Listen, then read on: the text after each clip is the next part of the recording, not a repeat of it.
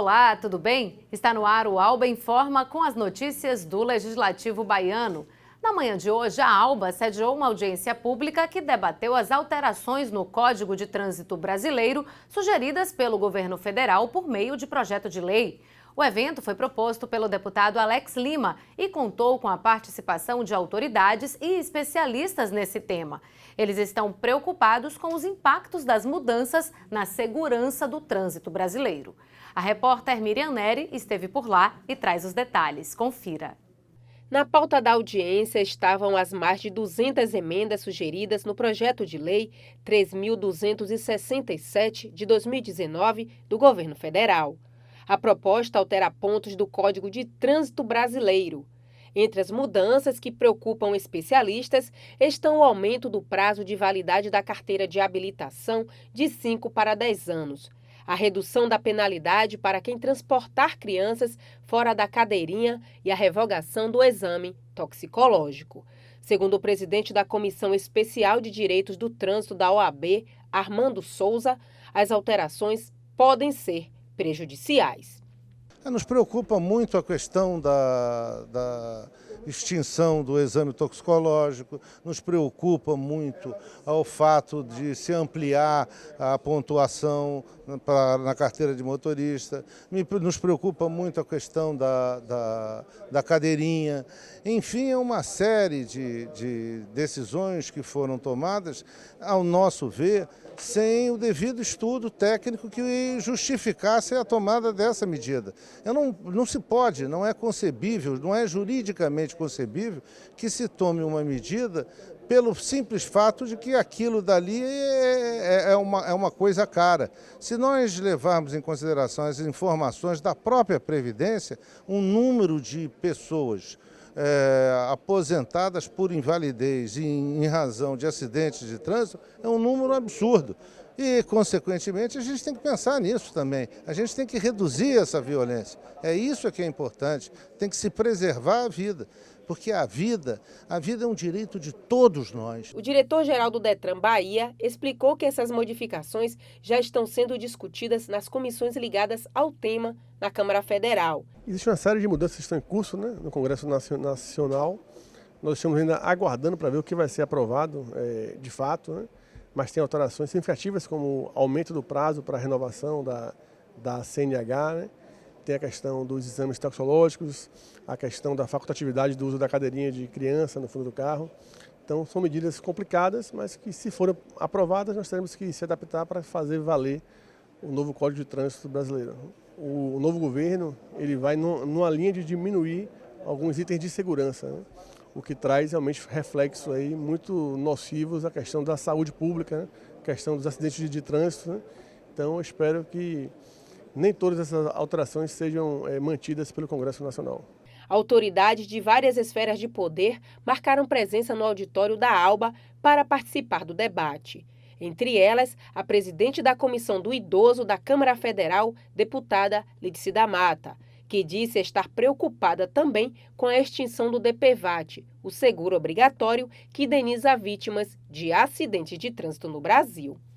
É um seguro particular, mas um seguro que tem essa contratualização de retorno para o governo, especialmente para o SUS, e garante àquele que sofre um acidente um mínimo de indenização que lhe permite enfrentar as primeiras dificuldades relacionadas com o acidente. Então, eu acho que é uma medida extremamente discutível que o governo determinou, e acho que há um certo abuso de intervenção do governo no que diz respeito à legislação de trânsito no Brasil. Deveria passar por um processo de discussão bem mais intenso.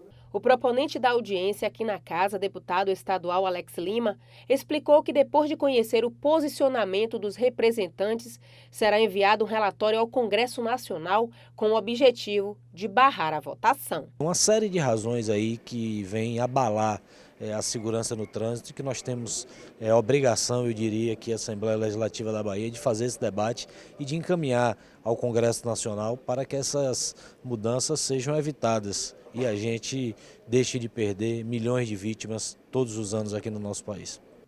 A Comenda 2 de Julho é um reconhecimento da Assembleia Legislativa da Bahia a trabalhos de relevância para a sociedade baiana.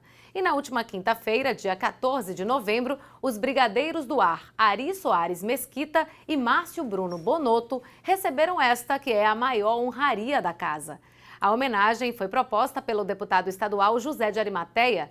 Veja como foi a cerimônia de entrega na reportagem de Milena Barreto. Uma tarde de destaque e valorização para a Força Aérea Brasileira.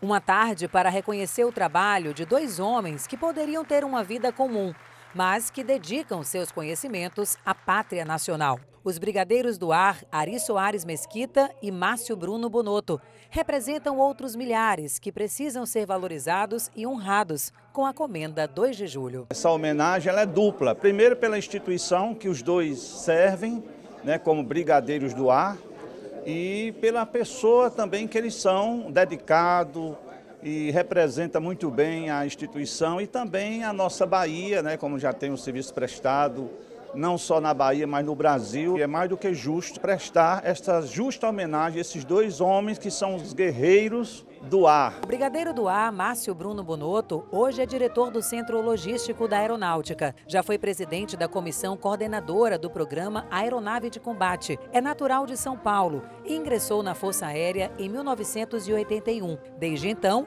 construiu uma brilhante carreira em defesa do Brasil, mas não imaginava receber um dia esse reconhecimento da Assembleia Legislativa da Bahia. Foi uma surpresa, mas eu fiquei muito feliz.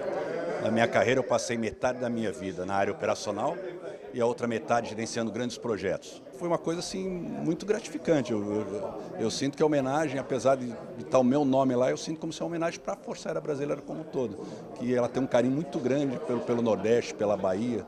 Nós tínhamos uma base aqui, temos uma base aqui, que tinha aviões de patrulha durante muitos anos. Então existe esse laço de cordialidade entre a Força Aérea e a Bahia. Já o Brigadeiro do Ar, Ari Soares Mesquita, foi ex-comandante da Base Aérea de Salvador. Tem uma grande identificação com a cidade. Ingressou na Força Aérea em 1984 e na construção da carreira passou de aspirante a capitão, major e coronel. Uma vida dedicada à aeronáutica. Hoje, o secretário de Assuntos de Defesa e Segurança Nacional da Presidência da República falou da emoção de voltar à Bahia e receber esse reconhecimento. Vim conhecer a Bahia e me integrei completamente, muito rapidamente. Pode-se dizer que é a minha segunda casa aqui em Salvador. E a identificação com o povo daqui foi sensacional. Eu me lembro que na minha passagem de comando, o brigadeiro, o comandante da área, falou para mim assim: há muito tempo que eu não vejo um comandante tão triste de passar um comando. Mas não abandonei, continuei vindo aqui. E a cada momento que eu venho, reforça esse sentimento tão gostoso que eu tenho pela Bahia.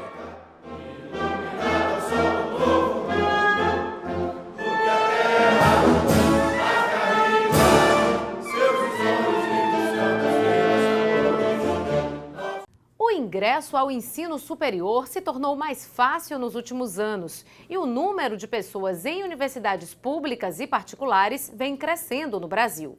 Com isso, a entrada de estudantes com necessidades especiais nas faculdades também aumentou. Mas dados do Censo da Educação Superior mostram que ainda é preciso avançar e muito aqui no país.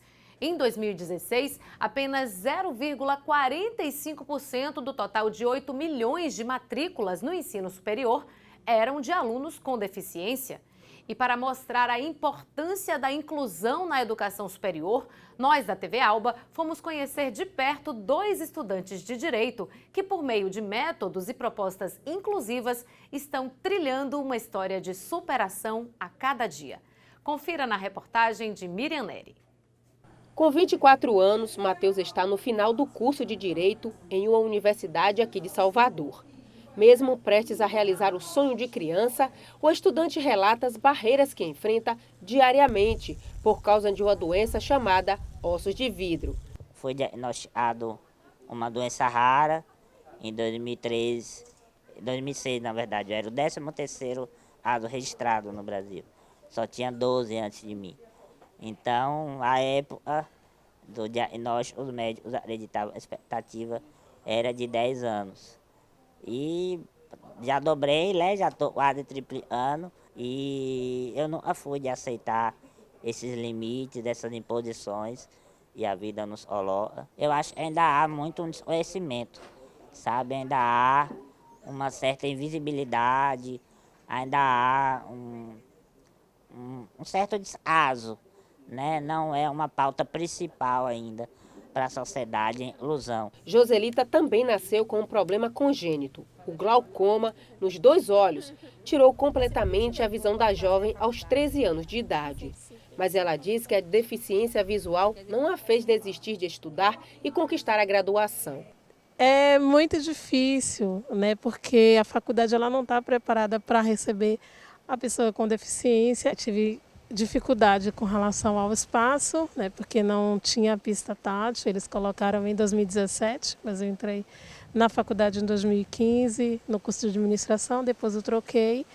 E com relação ao material, né? Que o material tem que ser em braille ou então digitalizado, né? Não pode ter fotos, enfim, imagem, essas coisas que o computador não lê. Então, eu juntamente com um grupo de deficientes visuais, a gente fez uma carta ao pró-reitor de graduação, né? Pedindo para que ele colocasse para a gente uma pessoa para ler as provas, né?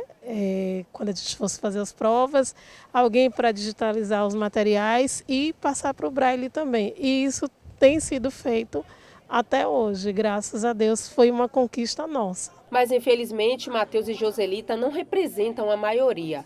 O coordenador do curso de Direito que eles frequentam diz que apenas 7% das pessoas com deficiência no Brasil têm nível superior e que é preciso estar atento para se adequar a essa demanda. Olha, a gente tem a Universidade Católica de Salvador, até mesmo por seu perfil confessional, tem como identidade esse desejo de educar para além da atividade técnica, o desejo de ser uma educação humanizante, né? Então, isso faz com que nós nos justifiquemos nessa atenção. Existe hoje um setor específico que cuida deste acolhimento, um setor fundado e composto por uma equipe multiprofissional, com psicólogos, assistentes sociais, com pessoal da área de saúde e que nos auxilia, nós todos, educadores, a acolher essas pessoas neste trato humanizante mesmo, entendendo que as muitas realidades das pessoas humanas passam por essas diferenças, também diferenças que são categorizadas como deficiências, né? Pela sociedade civil. Então, desde o início, desde o período do vestibular para o ingresso na universidade, estas pessoas são acolhidas e encaminhadas verdadeiramente nesta atenção. Depois, a própria coordenação do curso, tomando conhecimento da aprovação do vestibular de pessoas que apresentem alguma espécie de deficiência, também são acompanhadas pelo Plenos para que façam essa ponte entre aluno, professor e, de fato, possamos acolher estes meninos, essas meninas, essas pessoas como são, para além da condição de alunas, em sala de aula e ali possam constituir sua própria biografia na sua vida, né? Karina conhece de perto essa realidade. Professora de Matheus e Joselita, ela diz que no início foi difícil se adaptar às necessidades dos dois, mas no decorrer das aulas descobriu como lidar com os diferentes tipos de barreiras que precisam ser quebradas. A gente vai aprendendo com o tempo a adequar nossa metodologia, a se superar, para que realmente não haja diferença no momento de aprendizagem dessas pessoas. Isso é o que é o mais espetacular, a verdadeira inclusão, que eles irão para o mercado de trabalho competir de forma de igual para igual, sem nenhuma diferença nesse sentido. Eles realmente mostram que a diferença que eles têm não é uma diferença que vai mudar a aprendizagem e vai mudar a inclusão deles no mercado de trabalho, que eu acho muito importante. A universidade, nesse caminho, para que faça a inclusão das cotas, é um caminho de muita importância. Se lidar com situações assim é difícil, imagine viver na pele tudo que envolve um diagnóstico complicado, com dúvidas, medos e preconceitos por todos os lados. Mas ver casos como o de Matheus e Joselita nos despertam para a certeza de que a empatia é o caminho. De um lado, a força e a coragem, do outro, o acolhimento. Só assim, o menino a quem os médicos deram apenas 10 anos de vida pode se agigantar diante das dificuldades. A vida é a arte do empoderável, né? Esses dias eu estava fazendo uma leitura, até pelos tempos atuais, eu acho, e a juventude está muito desesperançosa, o mundo tem mudado muito rápido, a gente não sabe mais da profissão, é fazer o curso, e vai ser do futuro. Eu acho, e conforta, e a mensagem eu poderia deixar, o segredo do caminho é o próprio caminhar. E quando a gente aprende, e o segredo da vida é a passagem e não a chegada, né? É o percurso, e você faz até lá. A gente consegue aprender, e isso é parte do próprio aprendizado. E esse aprendizado se transforma na nossa própria caminhada e no nosso dia a dia. E as limitações não apagam o nosso brilho interior, e a gente não perde a essência, e é de ser feliz, de ajudar o próximo e de fazer o bem.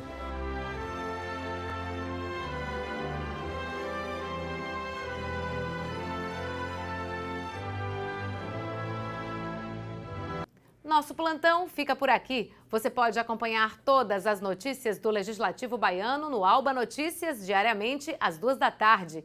Siga a nossa programação e fique sempre bem informado. Lembrando, você pode rever as matérias e acompanhar todo o nosso conteúdo nas redes sociais e no site al.ba.gov.br. A gente se vê. Tchau, tchau.